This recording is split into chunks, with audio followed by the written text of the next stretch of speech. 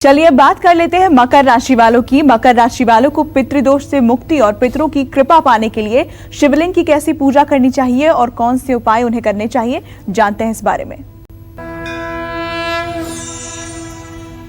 देखिए, मकर राशि शनि की राशि है। इन लोगों को अपने पितरों की असीम अनुकंपा प्राप्त हो, इसके लिए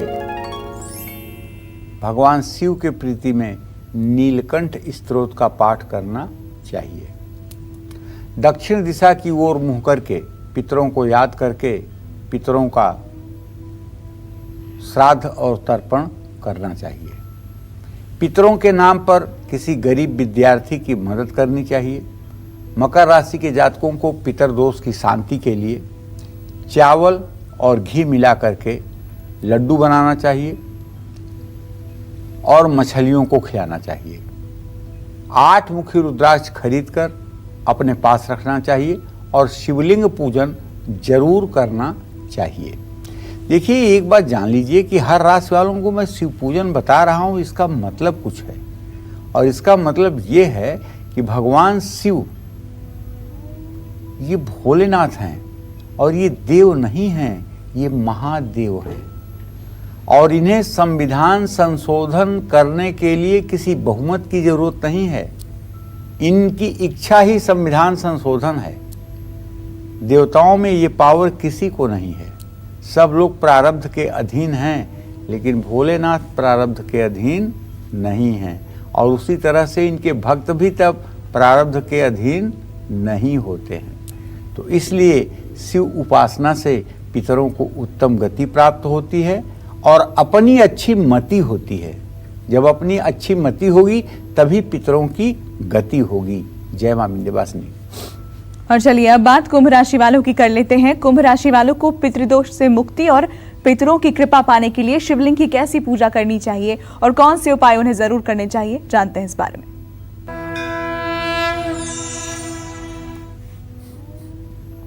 पितरों की कृपा पाने के लिए कुंभ राशि के जातकों को चाहिए कि दिल खोल करके पितरों के नाम पर गरीबों को अन्न, वस्त्र और धन दान कीजिए।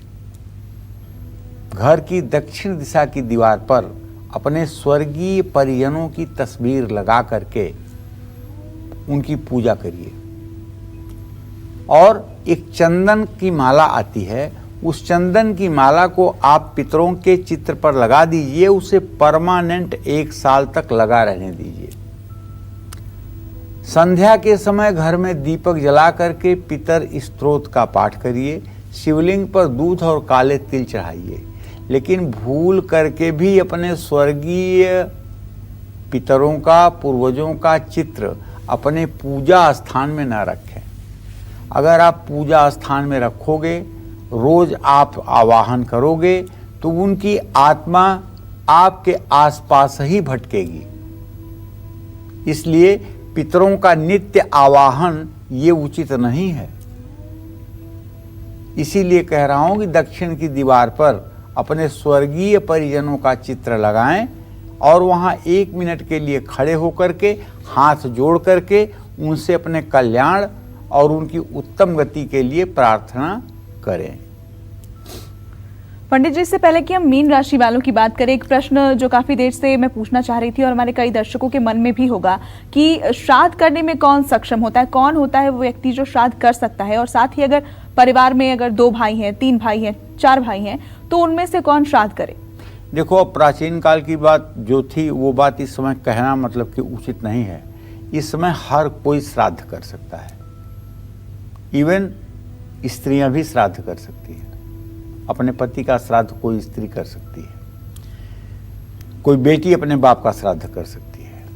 पहले तो बेटे करते ही थे, लेकिन अभी भी भारत में एक मान्यता है कि सामूहिक परिवार जब होता है, 3-4 भाई एक ही चूल्हे पर खाना खाते हैं और एक साथ रहते हैं, तो उसमें से जो सबसे बड़ा या सबसे छोटा भाई होता है वही श्राद्ध करता है। सबसे बड़े और छोटे द्वारा किया हुआ श्राद्ध सबको मिलता है, उसका लाभ सबको प्राप्त होता है। लेकिन मझला भाई जो होता है, जो बीच का होता है, उसके द्वारा किया हुआ श्राद्ध सिर्फ उसी को प्राप्त होता है, उसका पुण्य, और बड़े छोटों को नहीं प्राप्त होता है। ऐसे हमारे शास्त्रों की अवधारणा है। इसलिए श्राद्ध तो सभी कर सकते हैं, लेकिन अगर सामूहिक परिवार है तो बड़ा भाई या छोटा भाई श्राद्ध करे तो सबके लिए वो श्राद्ध कल्याणकारी होता है। और अगर दोनों भाई अलग रहते हैं तो माता पिता का श्राद्ध क्या वो दोनों भाई कर सकते हैं, लेकिन लोग करते नहीं हैं। अलग भले रहते हैं, जब पूछिए कि आप क्यों नहीं श्राद्ध में तर्पण कर रहे हैं, भैया करते हैं ना। और किसी चीज के लिए एकता नहीं है, लेकिन इसके लिए एकता है क्योंकि करना न पड़े इसलिए भैया करते हैं, नहीं छोटा वाला भाई करता है ना, तो बात ये हो जाती है जी। और मीन राशि वालों की हम बात करेंगे, लेकिन उससे पहले हमारे साथ काल चक्र दर्शक सुनील जुड़ गए हैं बिहार से। बहुत स्वागत है आपका, अपना सवाल पूछिए। हेलो। हाँ बोलिए सुनील जी। सर मैं अपने बारे में, अपने बेटी के बारे में पूछना चाहते हैं। चलिए, बेटी का नाम और उम्र बताइए। अनिका कुमारी जी। 20/3/2020 को जन्म हुआ है जी। 8:28 लास्ट दिन में जी। जी। क्या जानना चाहते हैं? इसके बारे में मतलब कोई दिक्कत या इसका के बारे में। द्वितीय सप्तमेश की स्थिति शुक्र की है और शुक्र बृहस्पति के साथ सदाष्टक योग है। अभी तो मतलब कि समय इनका ठीक नहीं चल रहा है और अभी 17 साल की होने वाली हैं। जहाँ तक इनकी एजुकेशन की बात है तो दिमाग तो अच्छा है, लेकिन उस हिसाब से अगर पढ़ाई कर लें तो बहुत अच्छा होगा। और मैं तो ये कहूँगा कि आप इनको किसी भी तरह से ग्रेजुएट बनाएं और ग्रेजुएट बना करके कुछ टीचर बनने की जो ट्रेनिंग होती है उसे कराएं, जिससे इनका आगे करियर जो है शैक्षणिक रूप से शिक्षा प्रदान करने वाले रूप में, शिक्षक के रूप में हो सके। तो श्राद्ध से जुड़े नियमों पर हम अपनी चर्चा कर रहे हैं और अब बात मीन राशि वालों की कर लेते हैं कि मीन राशि वालों को पितृदोष से मुक्ति और पितरों की कृपा पाने के लिए शिवलिंग की कैसी पूजा करनी चाहिए और कौन से उपाय उन्हें करने चाहिए, जान लेते हैं इस बारे में।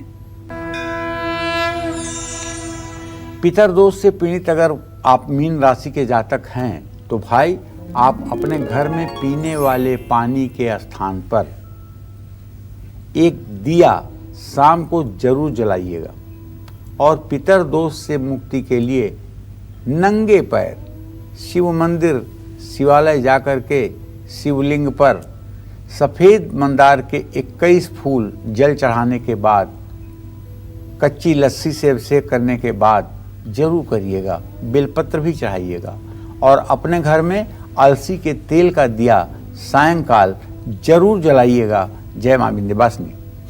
पंडित जी बहुत बहुत धन्यवाद आपका। धन्यवाद। और हम उम्मीद करते हैं कि आपको आज का हमारा ये विषय बहुत पसंद आया होगा। कल फिर एक नए विषय और आपकी परेशानियों को दूर करने के लिए ढेरों उपाय लेकर आएंगे हम पंडित सुरेश पांडे जी के साथ। तब तक कालचक्र की पूरी टीम को दीजिए इजाजत। नमस्कार। नमस्कार, मैं हूं मानक गुप्ता। अगर आपको हमारा ये वीडियो पसंद आया हो तो इसे लाइक और शेयर जरूर करें और हाँ, हमें सब्सक्राइब और फॉलो करना ना भूलें ताकि आप देश और दुनिया की कोई खबर मिस ना करें। तो जुड़े रहिए हमारे साथ और देखते रहिए न्यूज़ 24।